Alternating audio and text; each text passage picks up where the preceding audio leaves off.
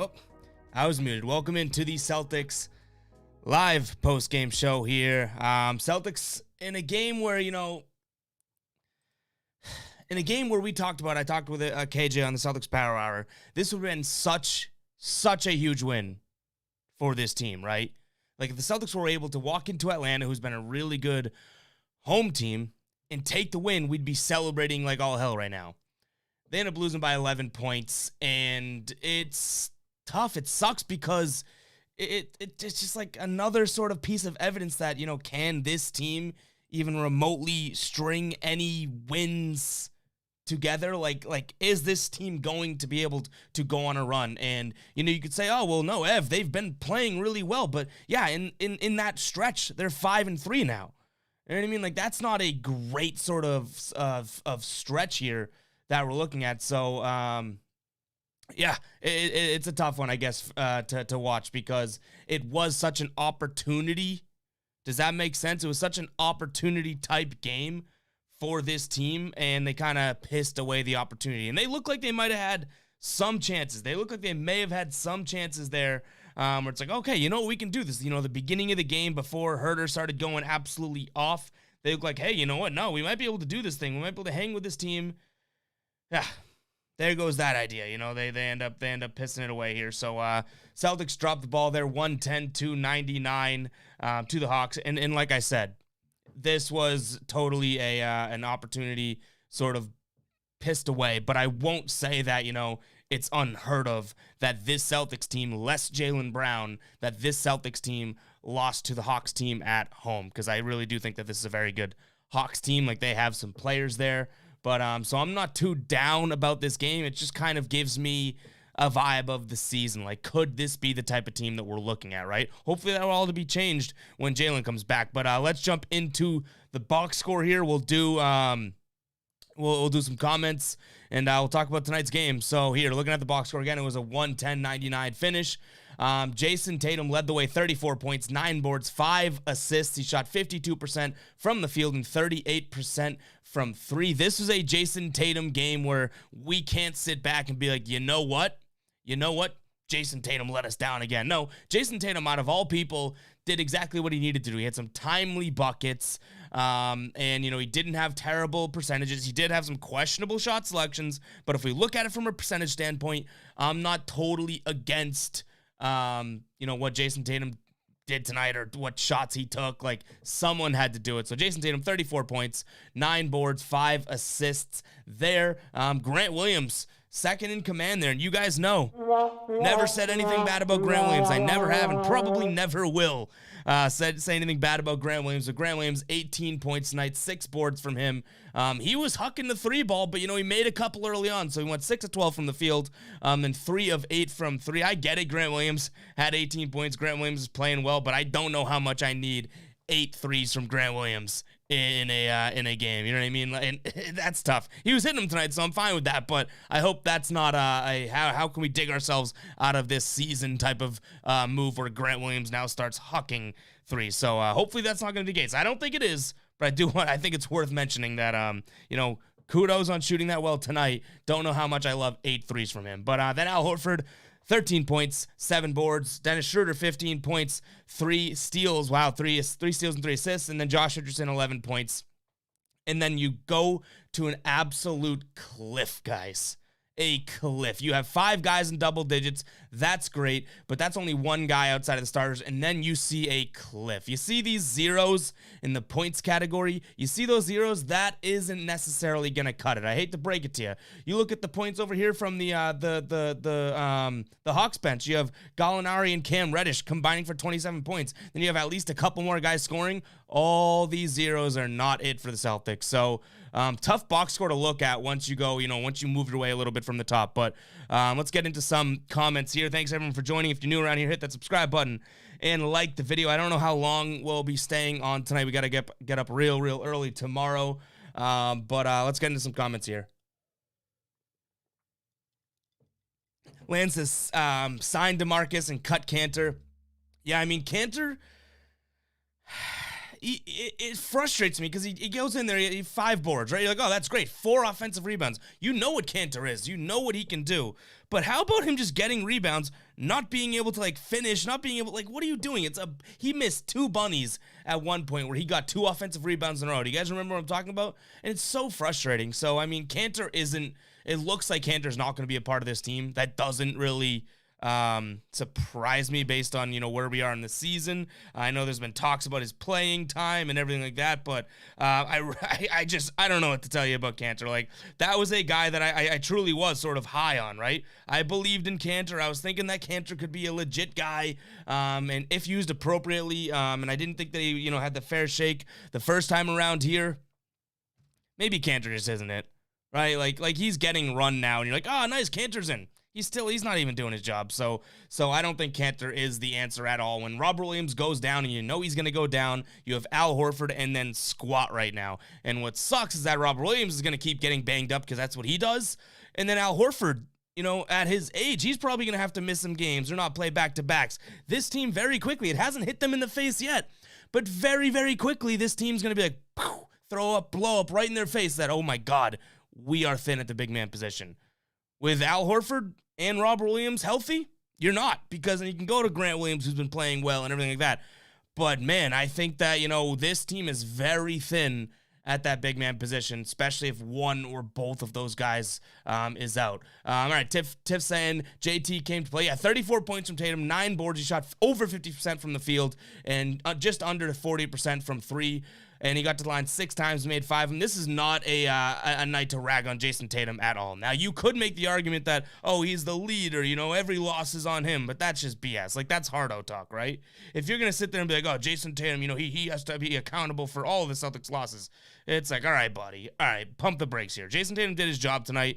Cut him some slack because every single game so far, people have said that he hasn't been doing his job. So, Tatum 34 tonight. I will take that any day out of him. I can't rag on him tonight. I think it's the bench. Like, we can't get 0 points out of Langford, Kanter, Nesmith, all who played double-digit minutes tonight, right? Like, we just can't do that. They combined for 1, 2, 3, 4, 5, 7 shots. Like, there was not.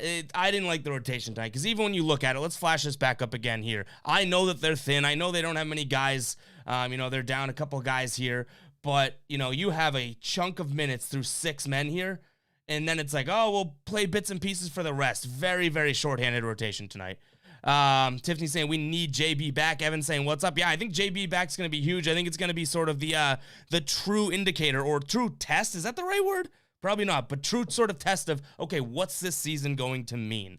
Because, we had someone in the stream last time out, right? When they played the Cavs, someone was like, I'm already done with the Celtics team. I'm off, I already lost faith. And I was like, what? Like, it's still early in the year. I mean, it's not as early as it could be, but it's still early in the year. But we really haven't seen Jason Tatum and Jaylen Brown click together yet. When Jaylen Brown was firing on all cylinders at the beginning of the year before he got hurt, Jason Tatum was kind of stinking, right? So now Jason Tatum hopefully starting to step it up.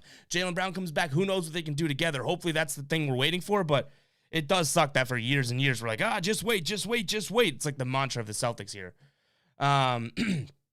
Evan saying, honestly, we need JT to stop being consistently inconsistent. Yeah, I mean, Jason Tatum's got to come to play every night. This team's not going anywhere if their superstar isn't going to be somewhat consistent, right? Like, 25 a night is something so manageable from him. The way that he can score, it's super manageable. And, like, tonight we can't rag on JT, but we can sort of draw the parallel of, well, where was it, a couple games ago, and now you do it tonight. It's like, be a little bit more consistent. I do think that's a fair comment.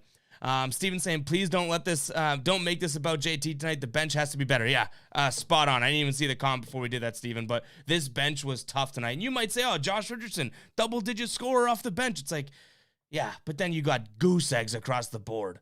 You know what I mean? Like, goose eggs across the board. And I get it. You probably are starting 2 guys that would be coming off the bench in Grant Williams and Dennis Schroeder. If they were healthy, they wouldn't have to worry about that, but they're not healthy. So why not have guys that, we've been waiting for to step up, Romeo, Nesmith, all that? Why not have guys that are ready, right? Are we going to fall into the same trap as last year? And sorry if I'm being negative about this, but are we going to fall in the same trap as last year as, oh, well, if we're healthy, we're going to be good, but then we're never going to be healthy, so we're playing guys that are, in over their head? I hope that's not the case. Brennan saying if we won, that we'd be 6-2 in this stretch with great defensive ratings. At that point, you can say, hang on, this team might do something. This is a deflating loss. Yeah, and again, like I kind of started the stream saying that too, Brennan. It's like you could say that, oh my God, you're overreacting, but guys, how much better does 6-2 during this good play of basketball stretch that they've been on that we keep hearing about, right? 6-2 versus 5-3, like that's crazy. Think football wise, right? When they're playing football, it's like that's a ridiculously different record. 6-2 versus 5-3. The Celtics going through this stretch that means a lot to this team right now. 5-3 during this 8-game stretch where they, that's where they supposedly started to turn it around. Way different than 6-2. I think that this was, I won't say deflating loss of God, it's going to truly impact the rest of the year, but I think it's an indicator as to maybe what this year might start looking like. They hang in there with good teams. They'll win some big games, but maybe they're not going anywhere. But I'm jury's still out until this team is healthy. I'm not saying wait for this team to be healthy. You watch out league. I'm kind of past that point, but I will reserve judgment until the team's fully healthy. But this like I said, 6-2 was such a big opportunity, and they missed that chance there. That could have been a big one where you start to go, okay, now let's take a big win on Friday. Now let's beat up on two bad teams as we progress through the schedule, and you're looking at a way different record. But missed out on that. Steven saying, we're missing two starters, if that means anything. It does.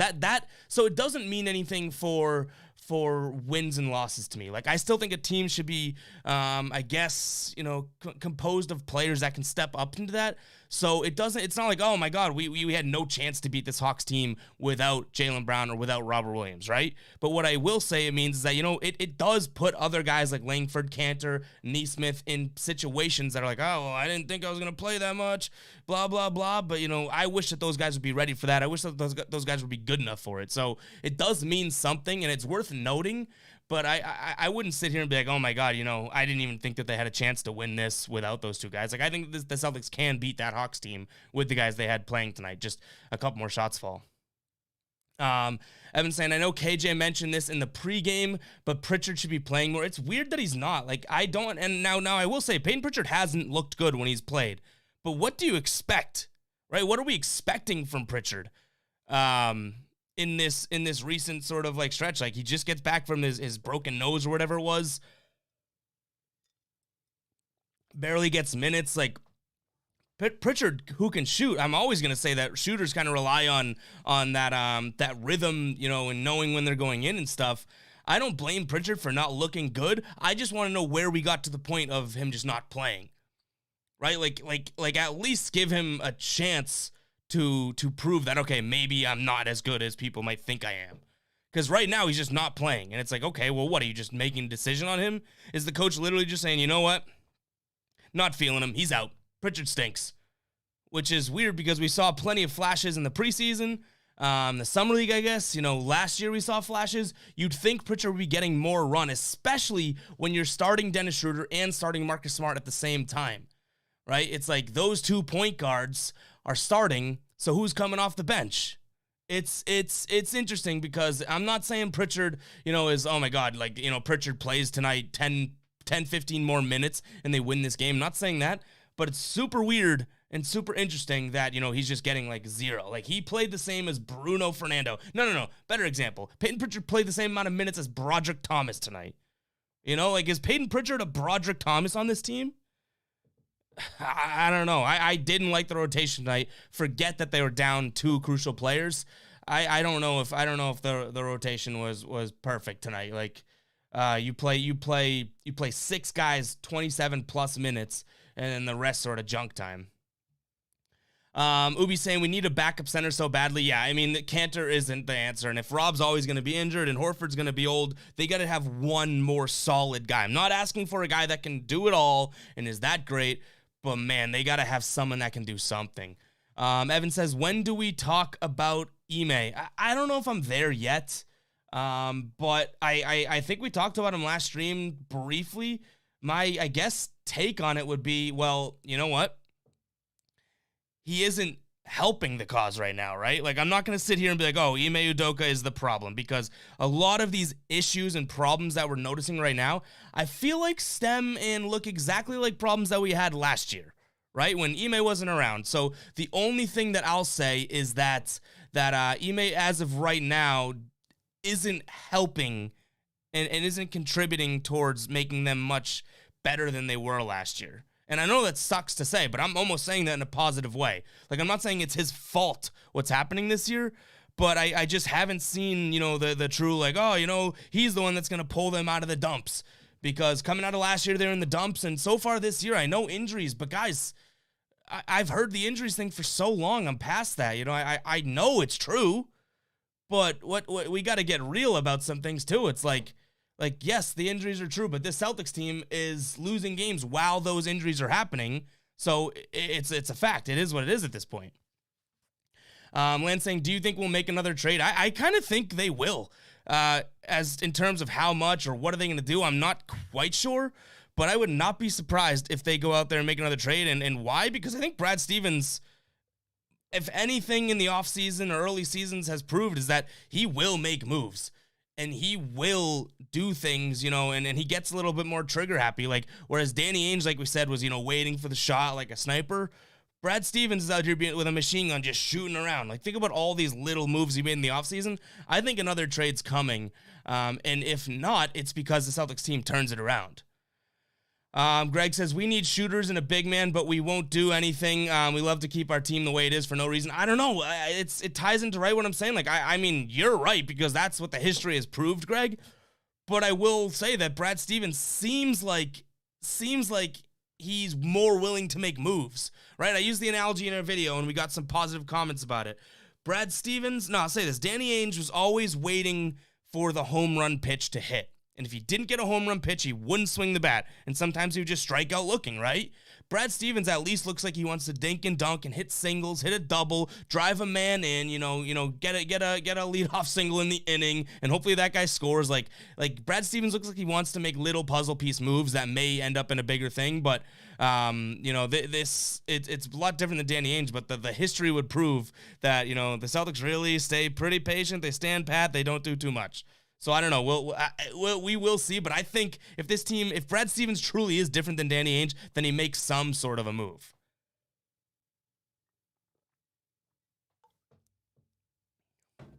Michael saying the Hawks have the Celtics number. I mean, that was honestly, like, I think the Hawks come out of that one and say, yeah, you know what, we didn't really stress that hard. There was only a couple times during that game where the Celtics looked like they had it, and the Hawks kind of had them on a string. Ubi saying some centers available: Baines, Cousins, Biyombo, Bell. I mean, I'd take Baines, Cousins, and Biyombo over Cantor right now, right? You know what I mean? Let's see. Andrew saying, sorry about the Knicks pick, guys, but I did give the under in that game, and Atlanta also. 2-1 is good. Yeah, good night for you. Evan saying Ime's rotations are horrible, and so that is where I think I can get into this. It's that the rotation for me, like, I don't know what I would have done, I guess. So, I'm sitting here with a microphone on a stream. I'm not the coach. I can admit that, obviously. But to me, it's like I look at this, and I look at the way the minutes were even spread out tonight, or even when guys were healthy, when Robert Williams was healthy at least. And I'm thinking, I'm like, there's times where there's lineups out there that I want to throw up at. Like without Jaylen Brown out there, without Jaylen Brown out there, I guess we could say you need to keep like Tatum, Schroeder, and then maybe at the very least a Josh Richardson on the floor. But I feel like there's rotations, and not necessarily tonight. You're kind of shorthanded tonight, but there's rotations where you have like Marcus Smart, Grant Williams, Romeo Langford, Aaron Nesmith, and Al Horford. I'm like, what? Who do you expect to score the ball here? And it's like you run that rotation for 5 minutes. It's like, no kidding, you're going to come out with some issues there. Greg says, Ime has been so bad as a coach, I think, so far, and this might be a worse situation than last year. That's a really bad thing. I mean, I'm not there yet. Like, I can't honestly say that I'm there yet. I can't. Like, it's the same thing that happened last year as this year. So now you got to start looking at the players. Brad Stevens isn't the coach anymore. I mean, you could make the argument, but I just don't see that he would be like still impacting the vibe of the team. Like, I get that he's still around, but if Brad Stevens has that much power to make this vibe and culture bad, then I don't know why they would have kept him around and promoted him. So I have a feeling, if this continues for this year, obviously the Celtics are going to have to start looking at the players and be like, you know what, all along, all those people that defended Brad Stevens and said Brad can't make the guy score and blah, blah, blah. If Udoka has the same problems with these guys, you do have to start looking at the players. 508 saying, how long do you think till they fire Ime? I don't think that he's going to get fired. Like, if the worst, in terms of his short tenure, I guess, the shortest I would go is that they, maybe a year, right? Like, they're not going to, and again, it's not like the Celtics had a great season with Brad. Brad got promoted, they got a new coach, and the Celtics are expecting this grave success, and then all of a sudden he doesn't live up to it, right? The Celtics are doing exactly what they did last year. So I don't know if that's like a fireable offense for a first-year coach. So I would say, it could be shorter than we might think, because I think that, in the offseason we were talking about, this is the new coach, the next guy, blah, blah, blah. That might not be the case. Like, maybe he's not going to be the coach of the absolute future, but I don't think that's like a short-term firing type situation. Ubi saying, here's the thing, we can't fire Ime because JT and JB love him for some reason. Yeah, I mean, they were part of the reason in hiring him. I just wish that maybe that sort of like would do something. Like, I would like to, like, Jason Tatum and Jaylen Brown look very similar to what they looked like last year. This whole team, in terms of if they're interested, if they're willing to fight, if they're interested in, getting their hands dirty for type of thing. I don't know if there's anything different than what we saw last year. Truly. Let's see. Gen was saying you could still blame Brad not as the coach. I just meant like how the vibe is going down, I guess, right? Like how the vibe's trickling down. I don't think it comes from Brad. I think it starts, if we were to draw like a, the sort of like family tree here of the Celtics, it's like Brad Stevens, Udoka, and then the players. And all last year we thought at that coach spot, it was the coach changing that culture towards the players. It might work the other way around, because if we see exactly what we saw last year, then it's like, well, then it wasn't Brad's fault all along. Right? Maybe they did start tuning out Brad, but maybe that's them tuning him out, not, him being tuned out.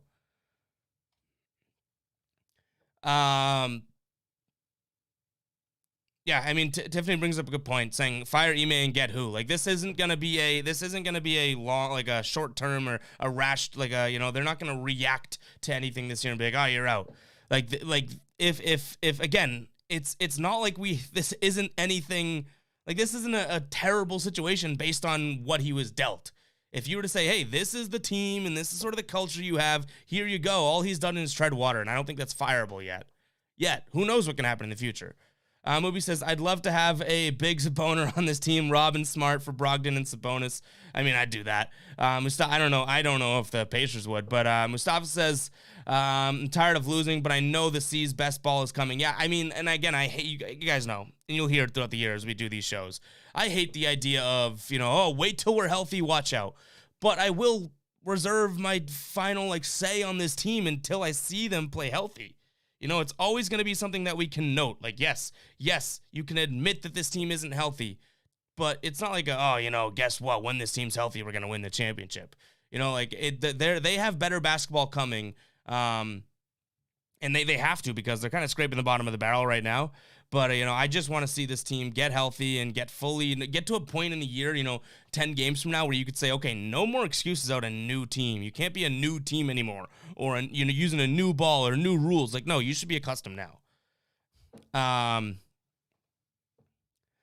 Just saying the players are some are not playing. The players some are not playing with energy. Ime cannot control that. And maybe that's the issue, right? Maybe we thought Udoka would be in here and be an energy guy, and it's like Tatum, Smart, all these guys on the team. Like, I'm not listening to that. Joe saying we need groceries. Ubi saying, I love to see a starting lineup of Dennis, Richardson, JB, JT, and Rob, or Al, depending on the matchups. Yeah, I mean, Josh Richardson, you guys know that. I went through it with him. I said that he was going to be really good for this team. Then he started the year and didn't look too great. Now I think we can all start to see that he is going to be good for this team, right? Like, he's getting better and better, getting more and more run. So Josh Richardson, I hope you guys are starting to see that. I think he is going to be good for this team. Whether or not you believe he's going to be here long term, I know they extended him if he's going to be a trade piece or whatever. But, I do think that Josh Richardson, like, I don't mind that starting lineup. Like, that probably that's one of the better starting. If they're not gonna go with a too big lineup, then I like the idea of Dennis Schroeder, Josh Richardson, Jaylen Brown, Jason Tatum, and Rob. Al, Marcus Smart off the bench. I like that. Lance says, trade Pritchard and Cantor for a good backup center. I wonder what you can get for him. Like, does anyone value that, though? I mean, I'd be in if they could figure that out, but I don't know if anyone's going to be valuing Cantor and Pritchard in any type of deal. Like, I don't know. I mean, it's not harder to get someone better than Cantor at the big man position. That's true, but I wonder. You're saying sign IT? Yeah, I mean, I don't know if he comes. I don't know if he comes and totally, comes back to the Celts and, like, does it, but I would be down to sign IT just for the theatrics of it and the emotional aspect of it. Let's see. Dino saying, I respect your daily picks and props. Yeah, I mean, we're grinding on those picks, guys. We do have a decent record on the year. We went through some rough stretches, but that's part of the reason why we're cutting tonight's stream a little bit short. We're getting up at like 4 a.m., 5 a.m. to get these picks out and whatnot. So we're grinding for those that are bald to do. We're having fun, but let's take a couple more comments here before we close down shop. Appreciate that, Dino, though. Steven says, I think it's a lot of overreacting going on. Only 16 games in. And that's totally fair, and I agree. And I hope, Steven, I hope you do realize, too, like, and I know you're probably not even talking just with me, but, like, got to react to something on the show, right? Like, I say that all the time to everyone when it's like, oh, like, it's just one game and whatnot. It's, yeah, but we are making a show out of it. We're having a conversation about it. So I know that it's overreacting a few amount of games in, but like we're not far from it being not early in the year, right? Like just, 5 more games. It's like, whoa, you're over a quarter of the way done your season. And that might not sound like a lot to some people, but to me, I'm kind of like it still feels really, really early. It still feels really, really early here. But it's like 25 games in, it's like more than a quarter of the way done. It's a little tricky there. Jeff says, IT's washed. Why do Celtics fans want him back? I mean, I don't think that he would contribute. I would take him back solely for and I admitted that, right? Solely for, like, the emotional level of it. Like, I know that it wouldn't help basketball. People can say that's a stupid move or whatnot, and that's totally fair, but I would love to see him back in Boston.